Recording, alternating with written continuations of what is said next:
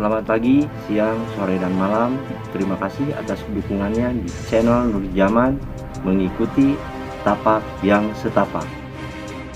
Bagaimana Satrio Paningit menemukan kesaktiannya di kesehariannya ketika melihat air, tumbuhan, bebatuan, dan alam sekitarnya.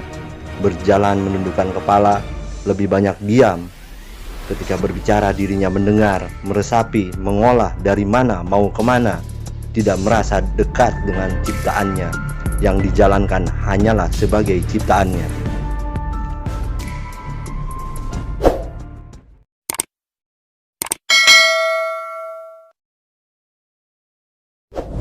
Malam hari ini kita membahas masalah tentang Satrio Paningit ya, tentang kemampuan ataupun kekuatan spiritualnya Satrio Paningit.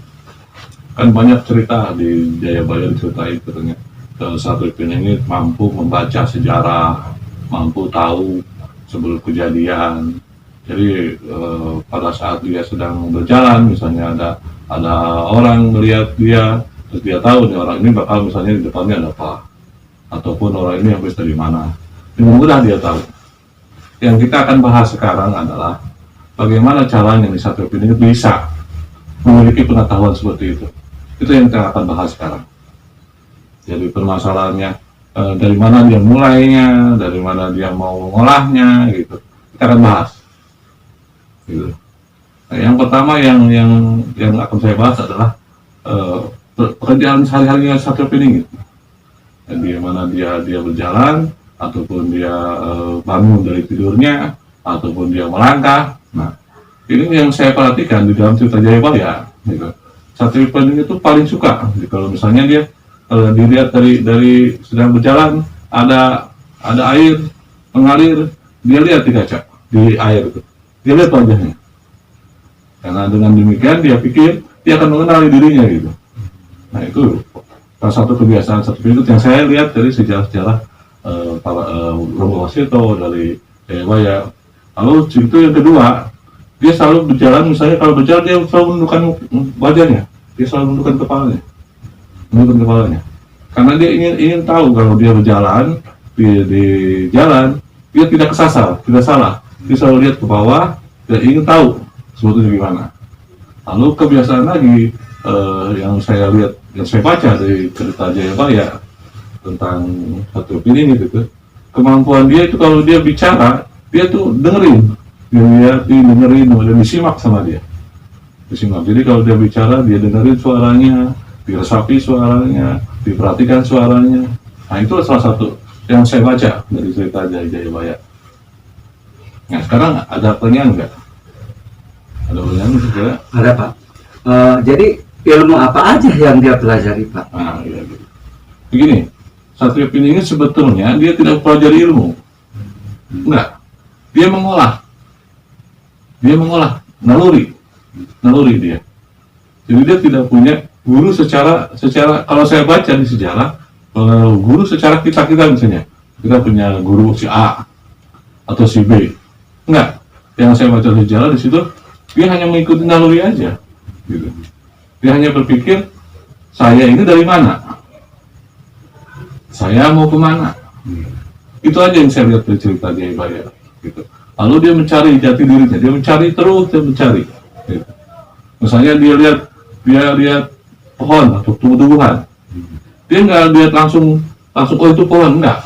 Dia lihat dulu pohon itu rantingnya seperti apa, batangnya seperti apa, dia lihat, gitu. Daunnya warna apa, dia perhatiin sesama dari ujung ke ujung si pohon, gitu. Lalu dia jalan lagi, misalnya dia lihat binatang, misalnya dia lihat kuda, dilihatin bentuknya seperti apa itu kuda, matanya di mana, itu dia lihat terus sampai dia hafal.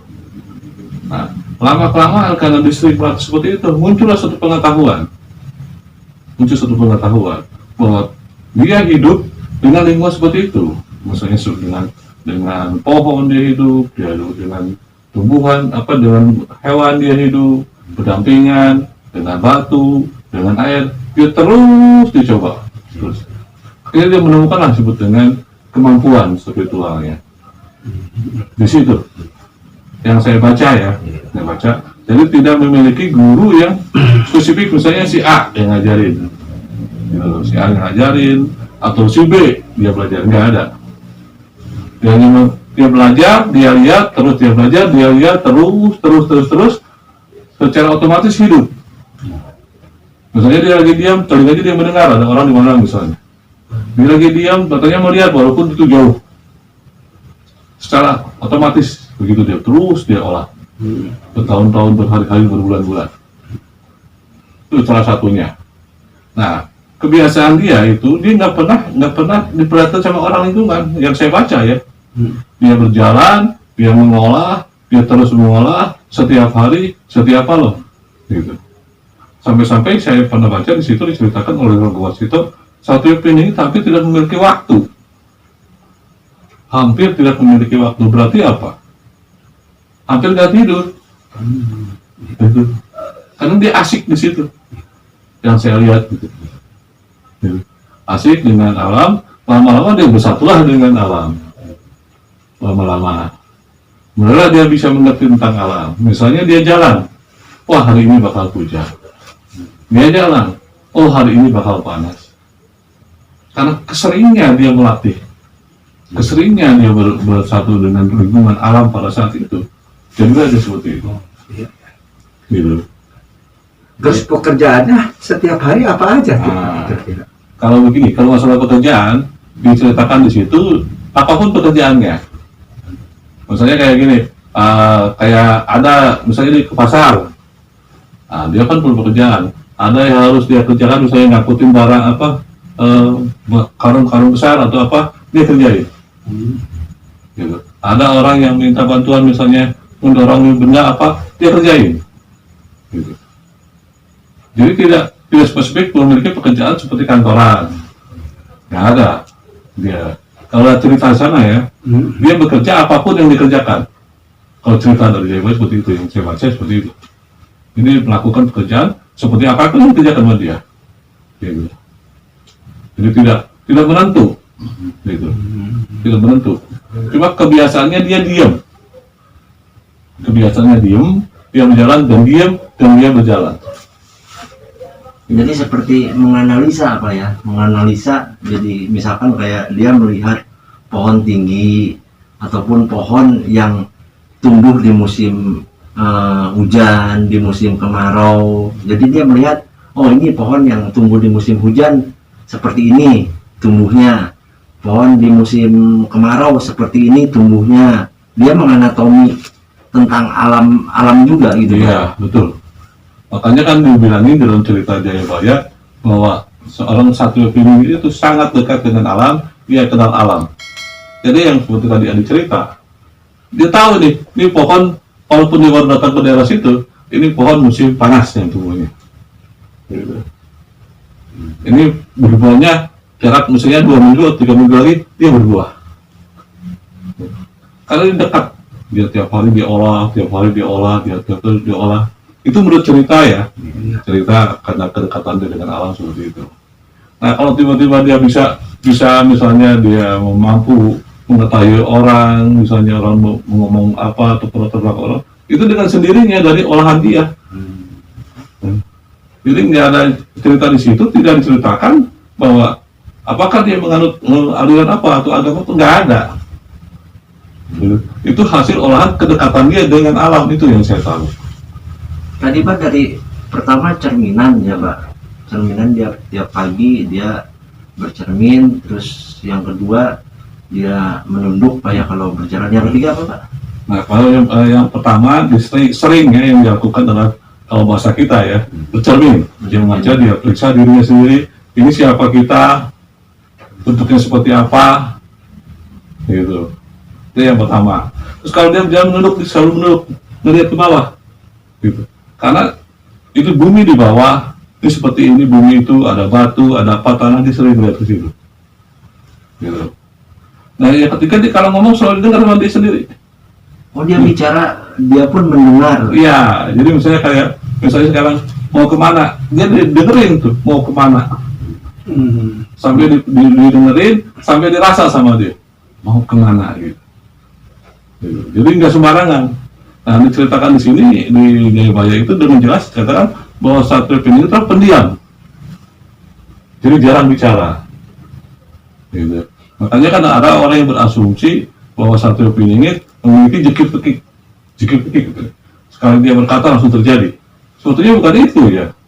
Dia banyak dia kalau ngomong tuh didengar, ngomong didengar, gitu.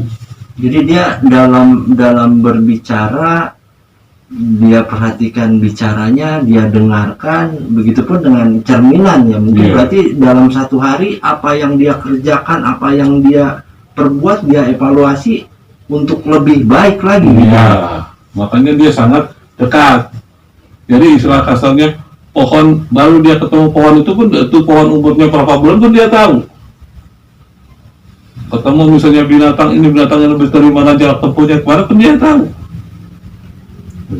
Saking dekatnya dia, kebiasaannya dia.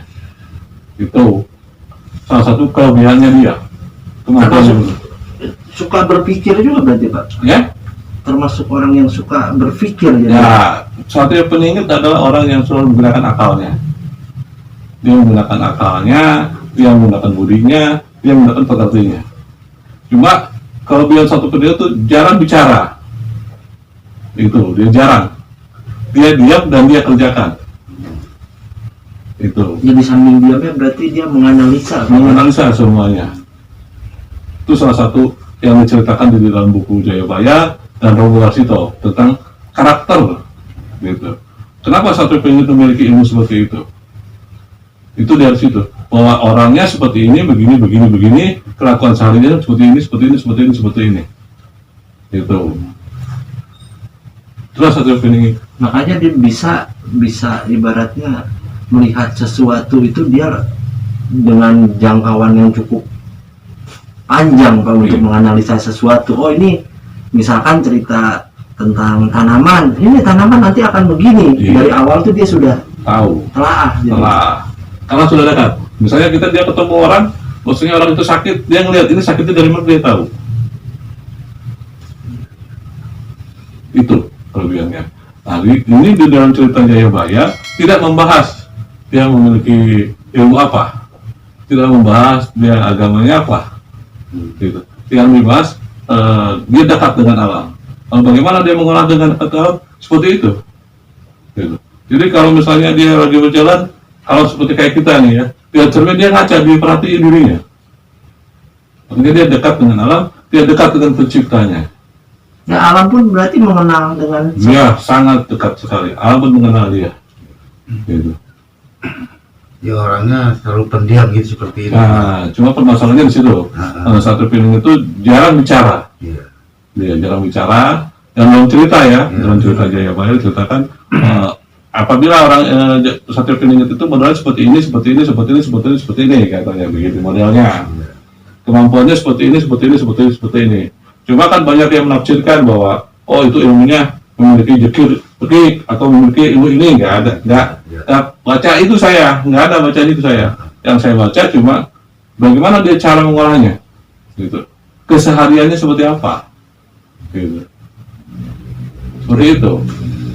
Jadi dengan alam sendiri seperti sahabat, seperti kawan atau bagaimana itu Pak? Kalau yang saya baca di ujung bacaan Jayabaya dikatakan bahwa Satrio Piningit menganggap bahwa langit adalah atap dia, gitu. Bumi adalah rumahnya. Jadi bagi dia tuh nggak ada rumah, gitu. Nggak ada bagi dia. Dan yang paling hebat lagi dalam cerita dia pengambilan laku ataupun pengambilan pengetahuan ataupun ilmunya, dia tuh selalu menganggap bahwa dirinya tidak dekat dengan pencipta, tidak, gitu. Dia tidak merasa bahwa dia dekat, tapi dia merasa bahwa dia diciptakan. Di situ ada, gitu.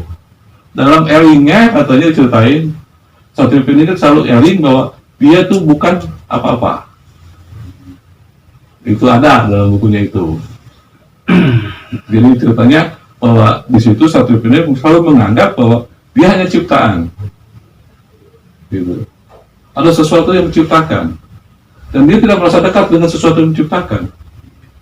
Dia merasa dekat biasanya akan merasa sesuatu yang apa Pak ya, sombong atau gimana? Mungkin saya kurang tahu, tapi yang jelas di situ ceritain salah satu kebiasaan Satrio Piningit itu selalu menganggap bahwa dia hanya ciptaan, gitu. Seperti dia lihat tumbuhan, seperti dia lihat hewan, seperti lihat dia batu, cuma dari rupa dan bentuk yang berbeda, gitu. Jadi dia tidak pernah merasa saya dekat dengan penciptaan, nggak pernah begitu dia bicara. Yang saya cerita di situ ya. Gitu. Jadi kalau misalnya ingin menemukan dia, inilah ciri-cirinya. Jadi nggak mentang-mentang. Iya, itu doang. Nah di situ saya baca, di situ kalau ingin ketemu dengan Satrio Piningit, inilah ciri-ciri Satrio Piningit ada di situ. Karakter dia ada. Gitu. Jadi kalau ada orang yang merasa dirinya dekat dengan penciptanya, ya jelas bukan. Gitu, jelas ada di situ tulisannya. Gitu. Terus kalau masalah ilmu, saya kurang tahu persis apa yang diolah. Cuma yang saya lihat dari saya baca, yaitu olahan-olahan natural aja gitu berarti. Dia hanya tertib aja gitu. Mengolah sendiri jadi. Mengolah sendiri, dia tidak ada gurunya. Iya. Gitu. Cuma kalau di situ juga diceritakan kemampuannya tidak terbatas. Mungkin karena kedekatan dia sama yang mencipta ya. Untukkan dia. Tidak timbul suatu kemampuan, kekuatan yang betul-betul luas. Hebatnya dia tidak merasa dekat dengan yang mencipta. Gitu. Dia hanya mikir bahwa dia hanya ciptaan seperti pohon, dia hanya ciptaan seperti hewan, dia hanya ciptaan seperti batu, gitu. Nah dari situ muncullah disebut dengan kekuatan yang disebut kata orang banyak apa kekuatan aura atau apa, saya kurang tahu persis ya, yang bisa mengatakan kalau dia bilang hujan, ya hujan, sembuh, ya sembuh. Jadi hasil sebuah olahan yang dia bertahun-tahun dia olah jadi seperti itu. Jadi kalau dibilang apa, inilah amalan Satrio Piningit, yang saya baca ya nggak ada, nggak ada. Yang saya baca di Jayabaya dalam buku itu ya nggak ada. Gitu.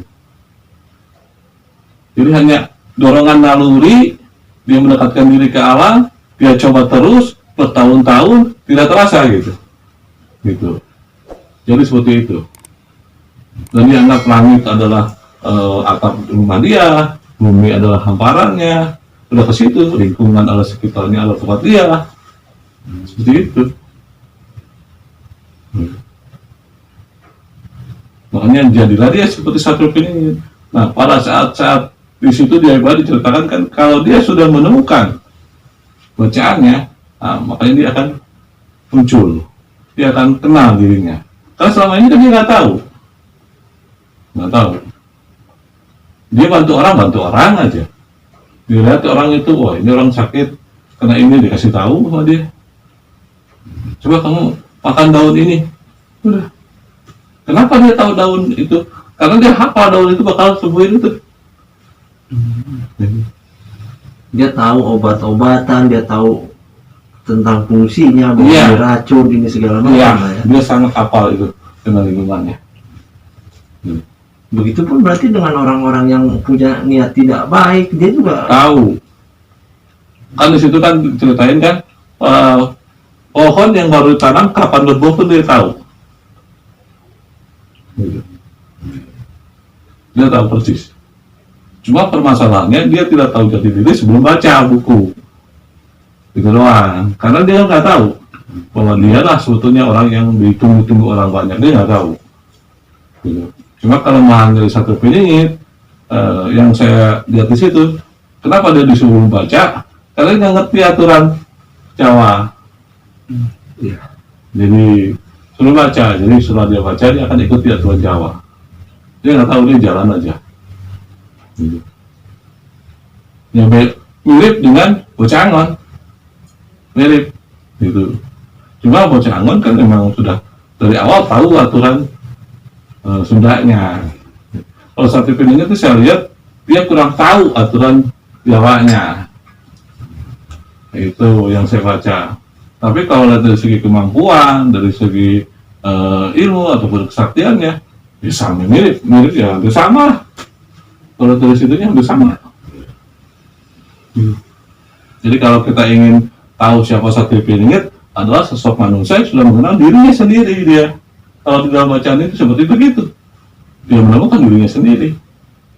Dia tahu apa yang dibicarakan, Dia tahu apa yang dipikirkan. Iya. Jadi antara pikiran, antara perasaan, antara nafsu, dia tahu bagaimana memanfaatkannya. Gitu. Itu salah satu yang paling disukai, yang paling disenangi sama orang-orang zaman dulu itu, orang tua zaman dulu kita, kalau bicara tentang satu peningit itu satu. Gitu. Jadi dia tuh nggak pernah merasa si satu peningit ini bahwa dia tuh dekat dengan pencipta, itu nggak pernah merasa seperti itu. Tapi di satu peningit itu merasa dirinya adalah ciptaan doang. Gitu. Sama seperti hewan, sama seperti tumbuhan gitu. Jadi munculnya dia setelah dia menemukan dirinya, baru dia muncul menjadi seorang manusia yang disebut dengan Satrio. Gitu. Selama dia belum ketemu dengan judulnya, ya masih begitu, jalan terus dia. Gitu. Di mana dan kapanpun, yang perlu diperhatikan tidaklah melihat hanya secara lahir, namun makna apa yang bisa didapat sebagai renungan menjadi ciptaannya.